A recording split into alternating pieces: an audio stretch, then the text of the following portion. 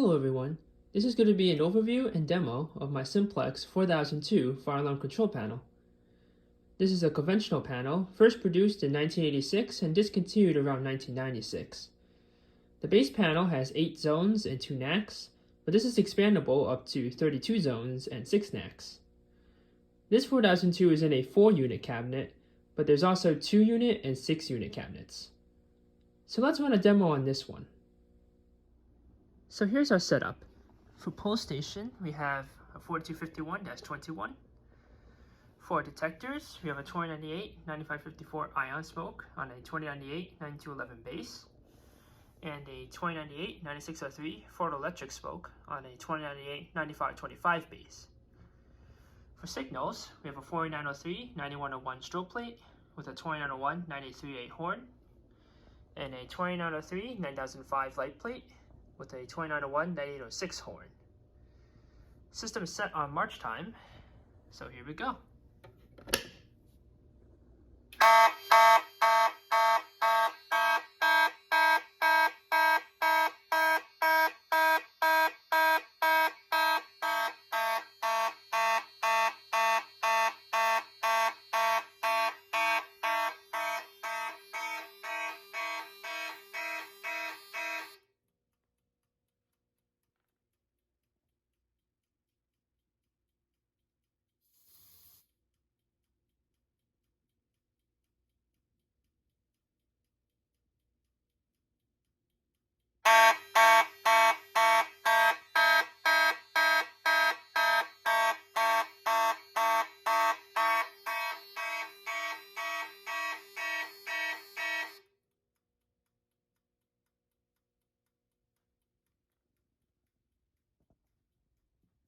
Alright, you'll notice that the 2903 is still flashing.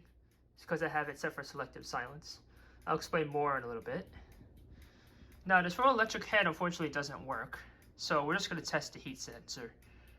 I believe it's fixed temperature, 135 degrees Fahrenheit and about 57 degrees Celsius. So here we go. We use the hair dryer.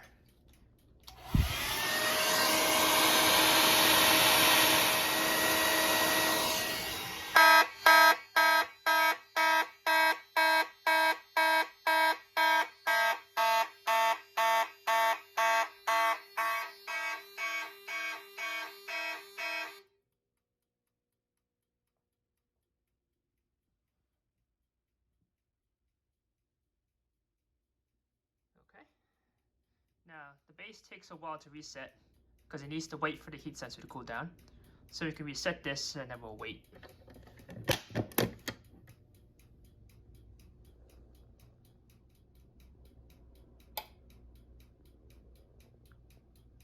Now we can reset.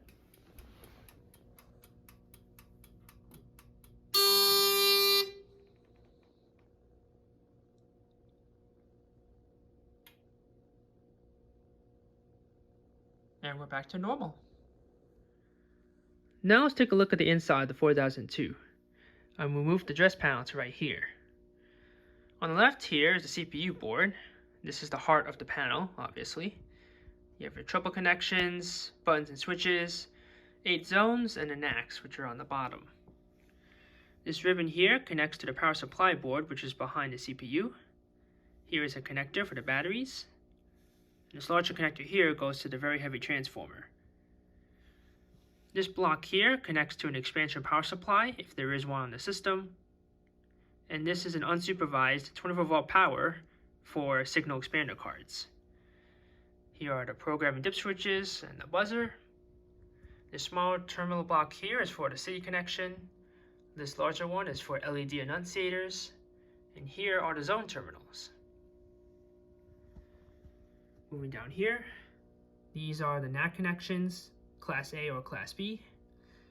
There's a trouble relay, 2 alarm relays, a serial connection for annunciators and modules, and a remote acknowledge and reset, probably for an LED annunciator. Now these 3 cards here are all zone expanders. Each one holds 8 zones. There's also a 4-zone expander card. Up here are 4 connections, and there's 4 more on the bottom. And there's extra terminals here for LEDs. Looking up here, We have a signal expander card. This adds 2 NACs to the system. A relay card, which adds 4 alarm relays to the system. And these 3 slots are all blank. The 4002 is a modular panel, so cards can be added or removed as needed. Unlike some panels like the 4005, programming is not required, as long as each card is connected with a ribbon cable back to the CPU. Now let's take a look at some of the programming options via the dip switches. So here are the dip switches. By default, all of these are on or to the right. Looking at SW1 on the left, starting from the top, switch 1 is for alarm verification, switch 2 is for coded pull stations on zone 1, switch 3 is for Waterflow on zone 7, switch 4 is for sprinkler supervision on zone 8, switch 5 is for signal cutout after 10 minutes, switches 6 and 7 are for silence inhibit at 1, 3, or 5 minutes, and switch 8 is for a 2120 connection if that panel is in the system. Looking at SW2, switch 1 is for walk test, switch 2 enables or disables the manual evac switch, switches 3, 4, and 5 are for signal coding, and this panel has continuous, march time, slow march time, code 3 or temporal, simple coding, and 3 different durations of California code at 1, 3, or 5 minutes. Switches 6 and 7 are for selective signaling. This panel is set so that NAC1 runs on march time until reset. There is also an option to run NAC1 on continuous until reset, or to have both NACs on continuous until reset. Switch 8 is for ESP or expanded simplex programming. Not every 4002 is configured for ESP mode. Behind this plate here, there is a slot for a chip which would store the ESP equations, but those chips are pretty rare. Now behind this plate, there's a few more dip switches to specify how many enunciators or modules are connected to 4002, a number from 0 to 16. So let's demonstrate walk test real quick.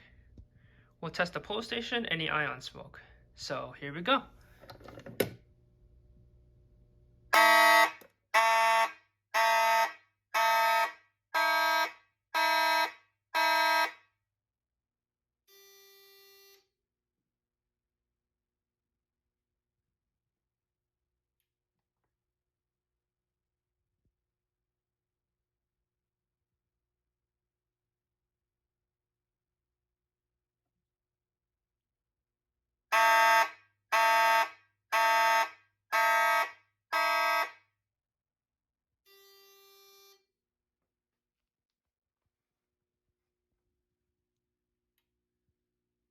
Now if the zone has a 0 in it, that 0 will be represented by 2 short blasts.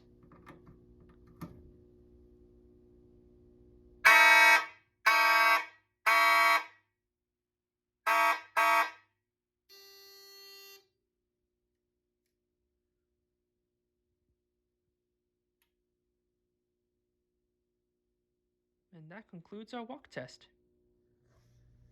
Now let's demonstrate alarm verification on the ionization smoke detector.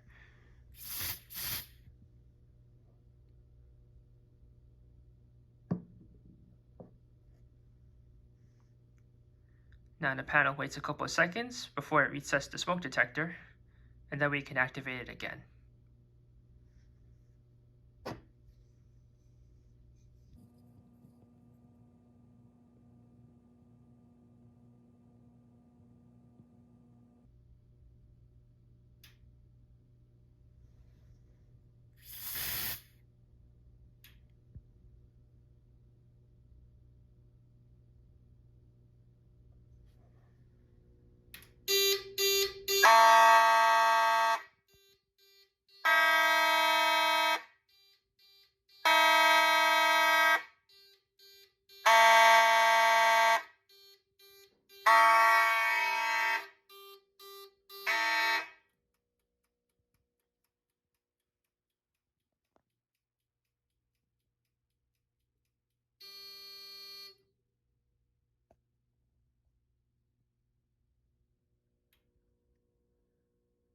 And that pretty much is how alarm verification works.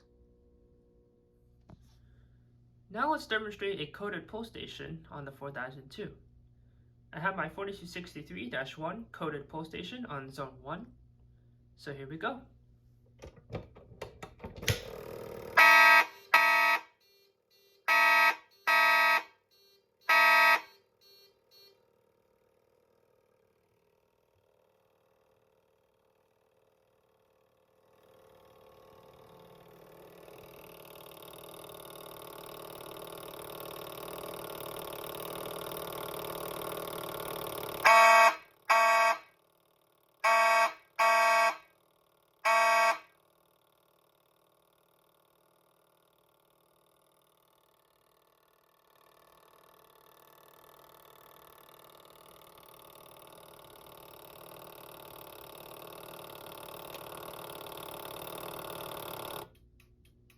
Okay, coding is completed.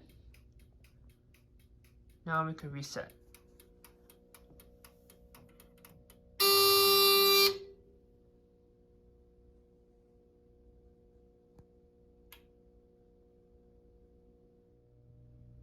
Now let's demonstrate Waterflow and sprinkler supervision on the 4002. The pull station will be acting as the Waterflow. When this is active, the signals will sound and cannot be silenced until we reset the pole and the panel. So here we go.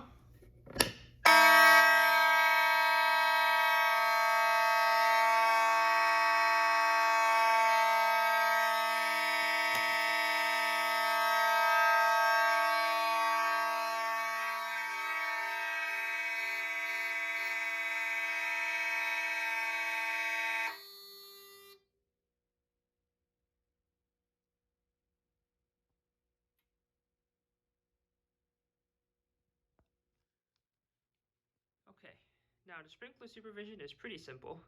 This game 1 pole will be acting as the taper switch. When we pull this down, zone 8 will go into a supervisory condition, and it will clear automatically once you reset the pole. So here we go.